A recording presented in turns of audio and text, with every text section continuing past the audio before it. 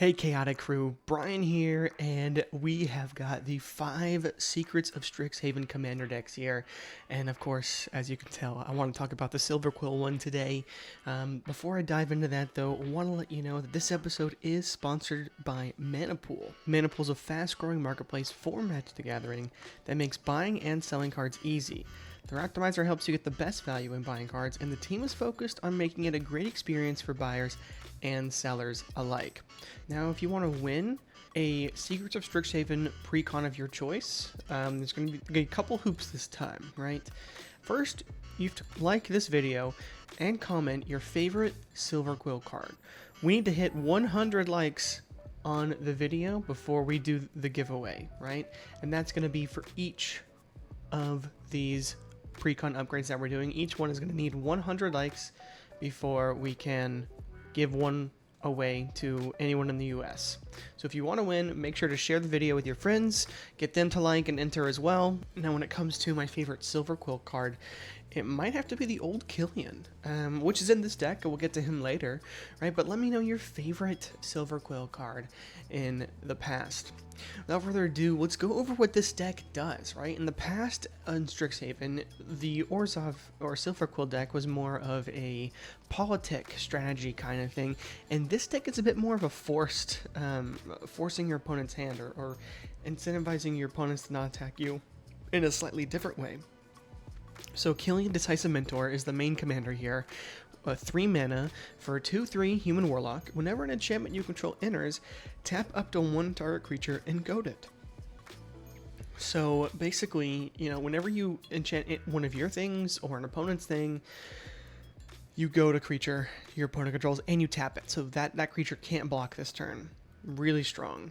And then whenever one or more creatures that are enchanted by an aura you control attack, draw a card. Again, that can be your creatures that are enchanted, or it can be your opponent's, or it can be both, right? So it is really great either way. So this deck, Killian kind of wants you to build kind of enchanting your opponent's things while also enchanting your own things.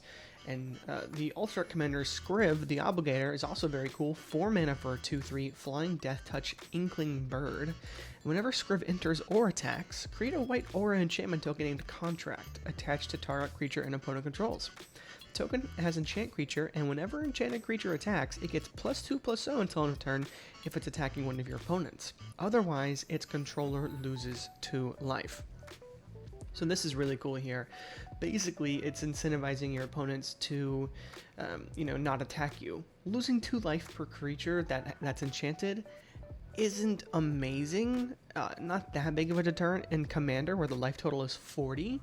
So I think Killian's really strong here, and because the flexibility of being able to enchant your own and your opponent's creatures, some enchantments can go either way, so it's really nice to have that flexibility. So I think Killian's the best commander here. But let's dive into the 99 that Wizards is getting you. Basically, another new card here, Iganjo Dinosaurian. 3 mana for a 2/3 Vigilance. Whenever you attack with 2 or more creatures, this creature becomes prepared. While it's prepared, you may cast a copy of its spell. Doing so unprepares it. So, whenever you attack with 2 or more creatures, then you can cast, at sorcery speed, its spell, which is Replenish 3 and a white to return all enchantments from your graveyard to the battlefield. It means auras get attached to creatures, etc. This is a really strong card in this deck. Something you definitely want later game. Herald of Amity, 4 mana flyer for a 2/2 Griffin, and when this creature enters, exile the top 8 cards of your library. You may cast an aura spell from among them without paying its mana cost, then put the rest in the bottom of your library in a random order. Whenever this creature attacks, it gets +X/+X until end of turn, where X is the number of auras you control. So really great here. You get a free aura essentially, and is going to continuously buff itself the more auras you have. So love that. Facing Duskmage is a really great card in here too. 2 mana 2/2 Death Touch. Whenever an opponent draws their second card each turn, this creature becomes prepared. So this creature will get prepared a lot. And then you have Vandal's Edit, which is an instant for 3 mana to draw 2 cards and make each player lose 2 life. So really good there to get you some value and start whittling down your opponents. This deck has a lot of card draw already. The commander draws cards, so that's really great. Love that there's so much card draw. Johnny Chosen gives you a 2/2 white cat whenever an enchantment enters, and then if it's an aura, you could attach it to the cat if you wanted to. Arcana Sun's Grace gives you Pegasi with flying, and then gives your Pegasi lifelink. Armored Skyhunter, similar to the Herald of Amity, is when it attacks is going to look at the top 6 cards. You can get an aura and equipment from among them. So I think, you know, Herald of Amity is actually better because it's on enter. So you can blink this potentially, but if this stays on the battlefield longer, Armored Skyhunter is better, right? Combat Calligrapher makes it so Inklings can attack you, and then whenever a player attacks one of our opponents, they make another attack to an Inkling that's attacking that opponent. So pretty strong there. Eidolon of Countless Battles just buffs up a creature really big for each aura you control and each creature you control. Fireman Commando is nice. You can draw cards with this, but it also lets your opponents draw cards, so it's a bit of a double-edged sword. Core Spirit Dancer is great because it draws you cards when you cast auras. Mungar the Diplomat is neat, right? Also kind of doesn't make your opponent want to attack you, so you draw a card. That's not the worst thing in the world, or biggest thing to prevent opponents attacking, but it does help a little bit. Nils, Discipline Enforcer. You can put a +1/+1 counter on target creature any player controls. And then creatures with one or more counters can attack you or planeswalkers you control unless its controller plays X, or X is the number of counters in that creature. So this is fun. There's a lot of new counters nowadays, like the lore counters for the enchantment creatures, or there's a lot of +1/+1 counter decks out there. So this actually does work depending on your meta, but also can kind of be a bit of a nothing burger depending on your meta. So there's that. Pearl Ear, Imperial Advisor, 3 mana, 3/4, lifelink. Enchantment spells you cast have affinity for auras. So really busted. And then whenever you cast an aura spell that targets a modified permanent you control, draw a card. So really, really strong here. SRAM also draws you cards when you cast auras. Darkfield Mystic makes your enchantments cost 1 less.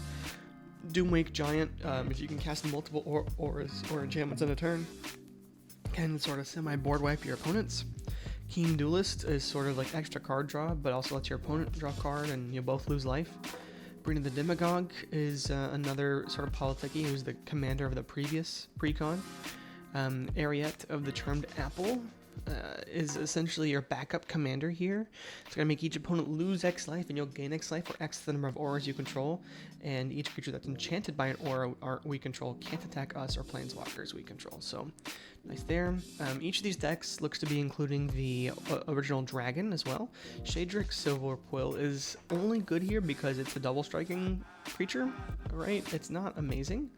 But the fact that it has double strike and it works with the deck isn't bad. Tomek, Wielder of Law, affinity for planeswalkers. We don't have any here, so it's not really important. Basically has whenever an opponent attacks with creatures, if 2 more of those creatures are attacking you and are planeswalkers you control, that opponent loses 3 life and you draw a card. So again, it's disincentivizing opponents from attacking us. Transcendent Envoy makes our auras cost 1 less as well. Hateful Eidolon, whenever enchanted creature dies, draw a card for each aura we control that was attached to it. So that's really cool because we're going to be attaching auras to our opponent's creatures, and so we'll draw cards when their opponent's creatures die. Killing Ink Duelist makes spells we cast that target a creature 2 less. So whether they're targeting our own or our opponent's creatures, our spells will cost 2 less. Forearm Filibuster is interesting. 5 mana for an enchantment, pretty expensive. Beginning of your upkeep, so you have to wait a whole turn to use it. Make a 2/1 Inkling, and then you can return up to 1 target or equipment card from your graveyard to the battlefield attached to it.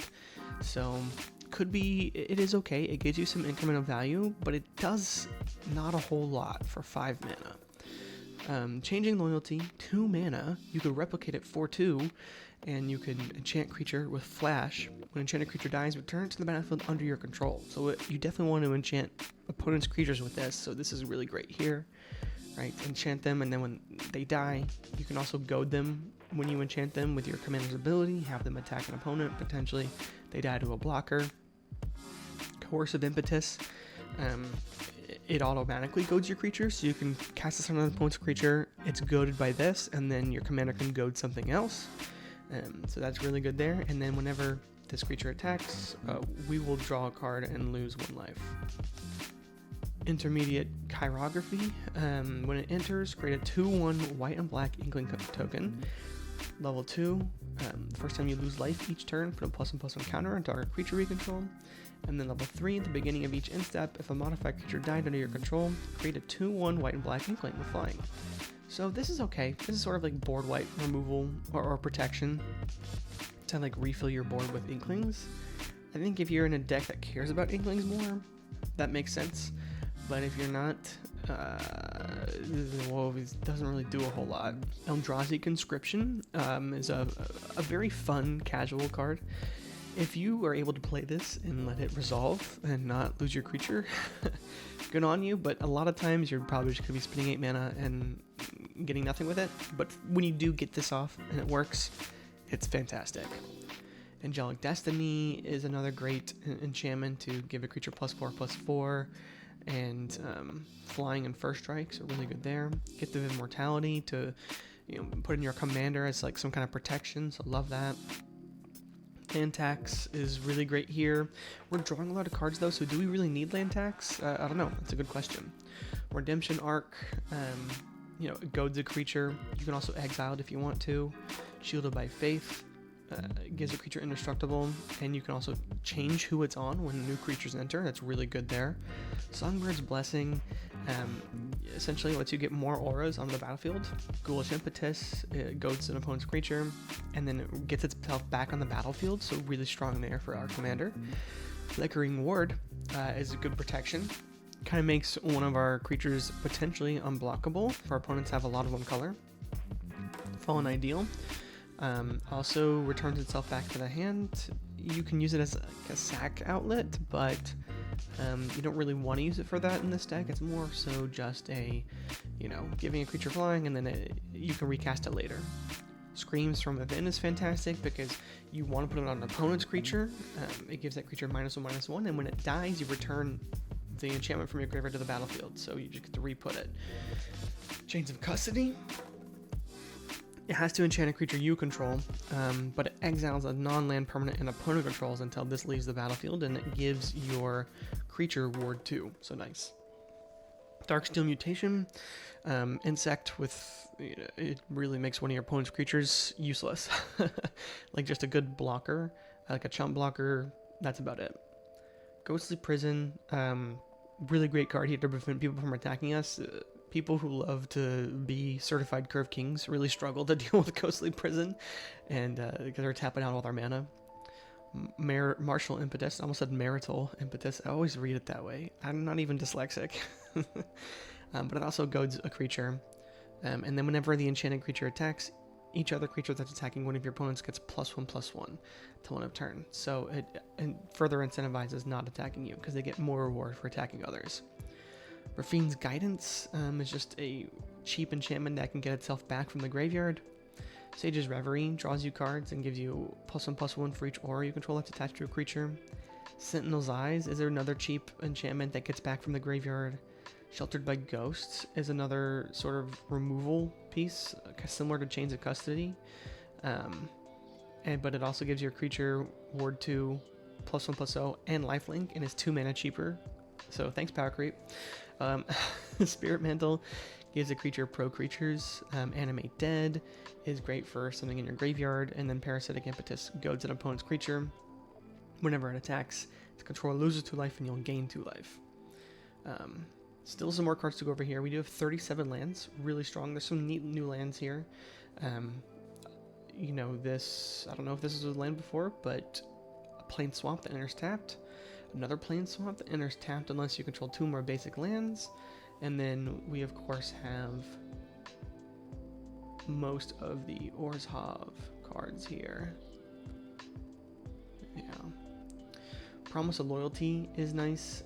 Again, you're getting rid of all the creatures except for everyone's best creature, but those creatures cannot attack you, right? So that's really good there. Winds of Wrath, destroy all creatures that aren't enchanted. This is interesting because we are enchanting a lot of our opponent's creatures, so that is something to keep in mind. But, if we can continue to keep them goated, not an issue. Secret Rendezvous draws us and an opponent 3 cards.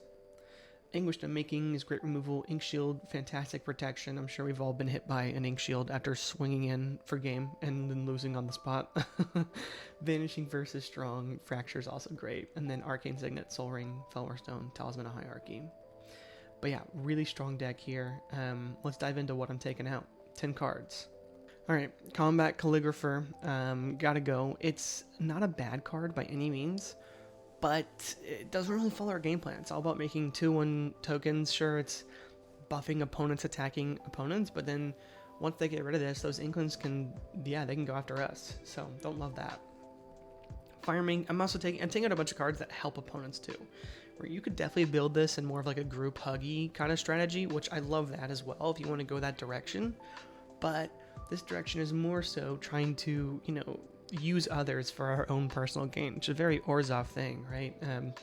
So why are we using others if we're helping them out with Firemane Commando and other things like that? Let me beef this up, right? Firemane Commando also lets our opponent draw cards. Keen Duelist lets our opponent draw cards. Sure, they lose life, but we also lose life.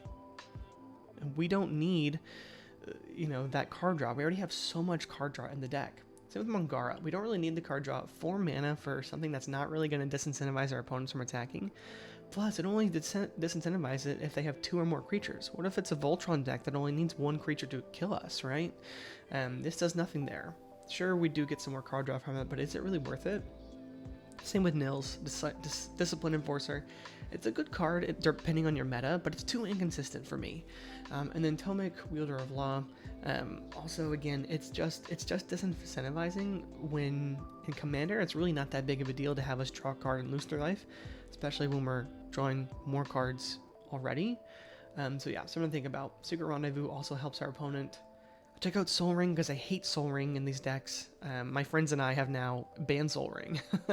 So yeah, I don't know if you have also banned it in your play group, but it's a great card to take out. It's really strong, mind you, but if you want to have more fun on your table, I would take it out. And then Intermediate Chirography. Again, it just scares my Inklings, really. And us losing life, we don't have a lot of things that make us lose life. If we did more of that, this would make more sense, but it doesn't.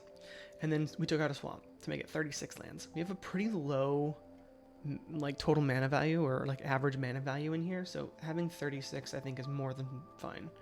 Alright, now the cards we are adding in. Mesa Enchantress draws more cards, right? You could also not even add this in and add something else in, but you know, having multiple cards that draw us cards, these are 2 big ones. The 2 main card draw people in the deck. So having like, kind of like a backup commander to draw us more cards, always nice. Because if this thing costs 7 mana at some point, and you have Mesa Enchantress in hand, why don't you just play Mesa Enchantress, right? And then play another enchantment, maybe draw some more ramp or cards or something. I don't know. Squall Seed Mercenary is really cool here. It can give one of your creatures double strike. And, you know, I just thought of another card that we should probably add in, which is the Duelist Heritage. And I'm going to put it in the sideboard. We'll talk about that in a minute. But Squall can give one of our creatures attacking alone double strike. But whenever it deals combat damage to a player, you return a permanent with mana value 3 or less from your graveyard to the battlefield. So likely it's going to be returning 1 or 2, if it can deal damage, right, of your enchantments back. So really, really like this a lot. We have 8 enchantments. Brilliant Wings is from the most recent Final Fantasy. It was from like a secret lair or something, so it's really expensive. So this is too expensive for you. Maybe add in Duelist Heritage that I just kind of showed you, but it's really great if you can just proxy it. 2 mana, flash, enchanted creature. It gives it flying and hexproof, and whenever a creature you control enters, you can pay 1 if you do attach this aura to that creature. So really, really strong. I have Nidhogg is just another great enchantment that does double duty with our commander. It already makes a creature perpetually goated while this is on it, right? But it also, you know, with your commander, you can goad another creature. And unlike the other ones, this one returns itself back to your hand, right? Well, there is that one other one that goes back to the battlefield, but this one goes back to your hand, so you can recast it. So really great with our commander here. Does everything we want it to do and more. Minions return, you know, is similar to that other 2 mana flash one. 3 mana flash, enchant creature. When it dies, return that card to the battlefield under your control. So yeah, putting it on another opponent's card, and you can goad it with your commander when this enters. It's really, really good. Nurgle's Rot also fantastic in here, and you have to enchant a creature an opponent controls. And when it dies, you return this to your hand, and you make a 1/3 black demon. So not as good as this one, but you're getting bodies, and you are getting to cast this over and over again. And yeah, really, really strong. Spirit Link is really amazing. It doesn't give the creature a lifelink. It just says whenever enchanted creature deals damage, you gain that much life. Same thing with Vampiric Link. Both are 1 mana. They're a bit old here in the printings. Spirit Link had a newer printing, but Vampiric Link has not. But it's the same thing, right? Whenever that enchanted creature deals damage, you gain that much life. So it doesn't give them lifelink. So when they're goat, you play this on a creature, you goat them. Then when they deal damage, you gain that life. So it's like delayed life gain. It's really strong there. Visions of Brutality, also really good. Making sure that enchanted creature can't block. And then whenever it deals damage, its controller loses that much life. So put it on like a very high toughness creature and then start goading that thing. Really, really good. Timely Ward is more protection for our commander to give it indestructible. So really nice there. And then I added 4 cards in the sideboard. These are 4 more cards you could add in, right? These are all the cards that I added in because I took out 10. I can only add in 10. If I would to add more, I'd probably add in these 4, right? Duelist Heritage is really great in a deck like this, where you're goading your opponent's creatures. Oh, you have to attack? Let's give it double strike, right? Really, really strong there. Yeah, you can also make your own creatures have double strike. Kaya's Ghost Form is just more protection for, you know, a planeswalker or a creature, probably your commander. Orzhov Signet is more ramp. Now, because your commander's 3 mana, you don't really need ramp pieces in here in Orzhov. You have a couple if you need it, but your most expensive things are going to be like 5 mana, right? So maybe if you're going to take out another card, maybe take out like Shadrick Silverquill for Duelist Heritage, right? Or something like that. Shay Cormac from the Assassin's Creed set, also really good here.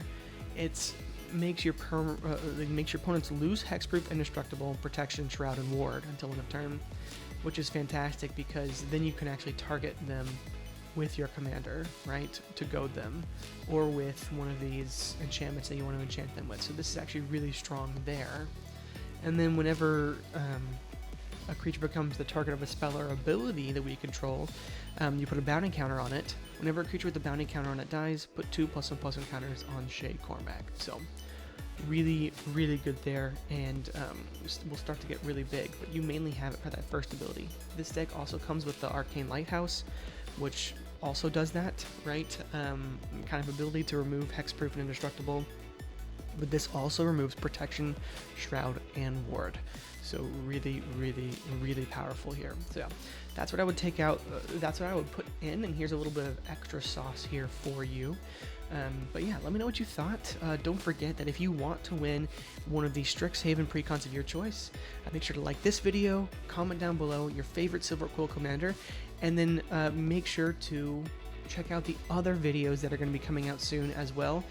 Each one has to get to 100 likes before we're going to be doing the giveaway. So share it with your friends. If you become a channel member, you get an extra entry into all of our giveaways. So really nice there. But yeah, thanks for checking in, and I'll be back with another Strixhaven Commander deck here soon.